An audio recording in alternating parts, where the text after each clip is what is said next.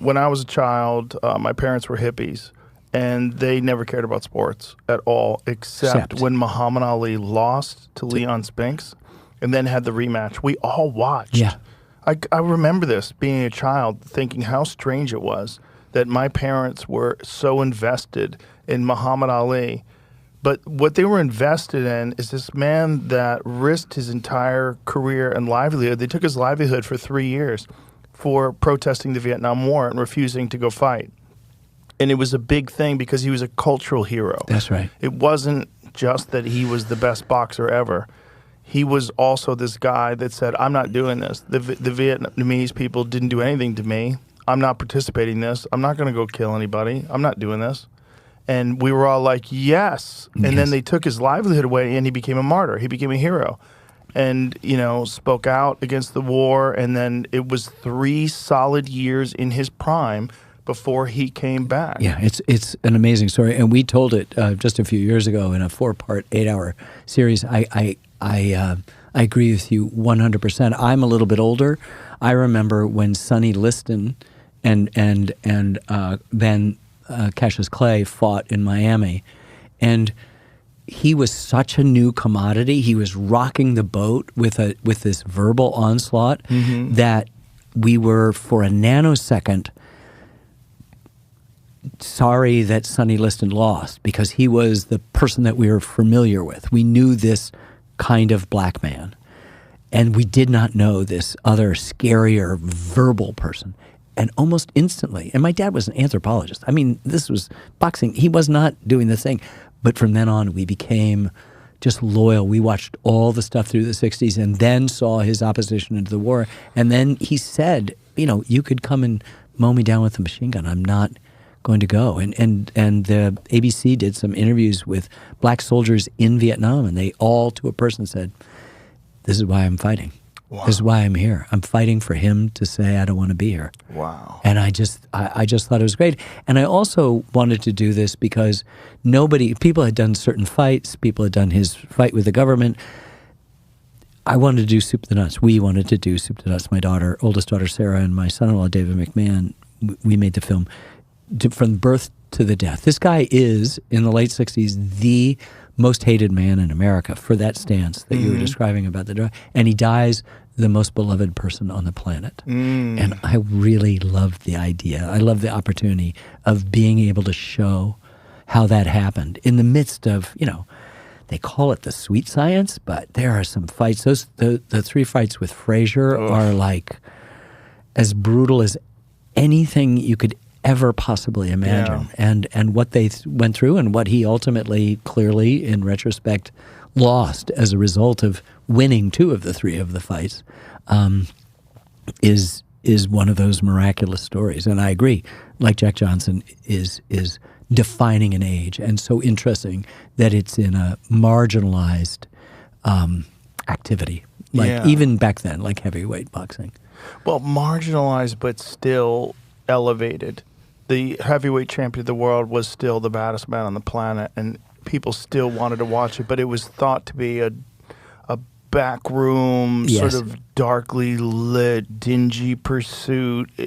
You learned it in the dangerous gyms. It's not something that you learn on a college campus with educated professors and analysts that have reviewed proper technique, which is how they teach in Russia. Russia has a very technical version of, and they do in America as well too now, but not back then. Now back then it was the dark, dingy gyms, mob-run businesses. The sporting world, and you were there. There were gamblers. There were women of the night. Yep. It was money was being exchanged. A lot of mob stuff. Lots of throne fights, and it was in the interest.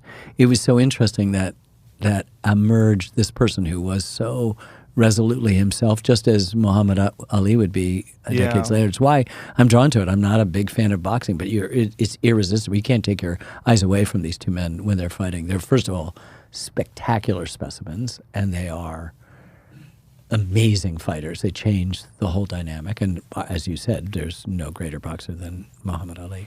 Well, the really terrible thing is Muhammad Ali's best years were taken from him. Yeah. Because if you go to 1967, I've talked about this numerous times on the podcast, when he fought Cleveland Big Cat Williams. Yeah. That fight was one of the most extraordinary performances of any heavyweight ever.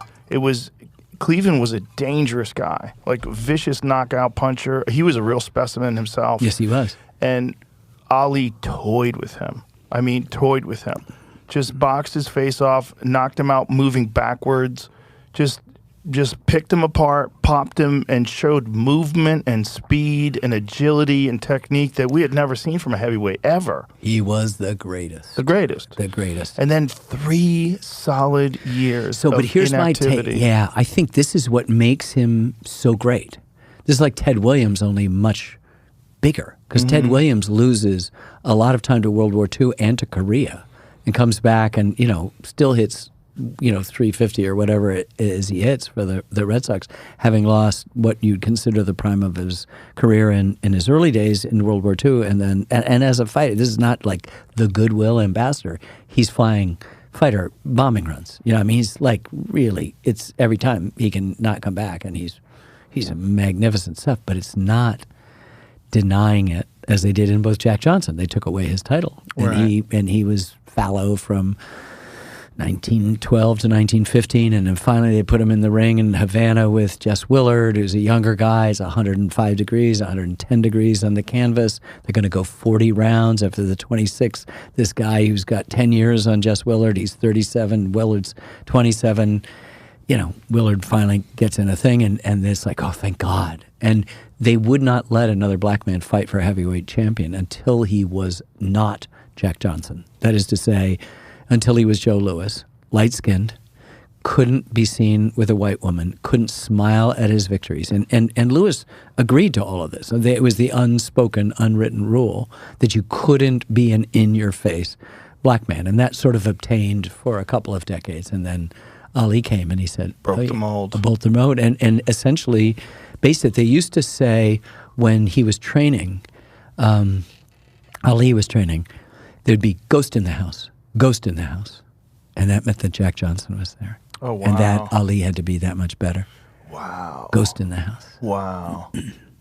The Ali of 3 years later was a completely different fighter, unfortunately. Physically, he didn't look the same because he didn't train for 3 years. He didn't do anything, and he lost everything. I mean, he still was one of the greatest. I mean, still was able to beat Joe Louis, still was able to beat George Foreman, but he is a different fighter. He didn't move the same way. Nope. He didn't have the same physical build. He didn't look as good. He'd lost 3 solid years in his prime of training.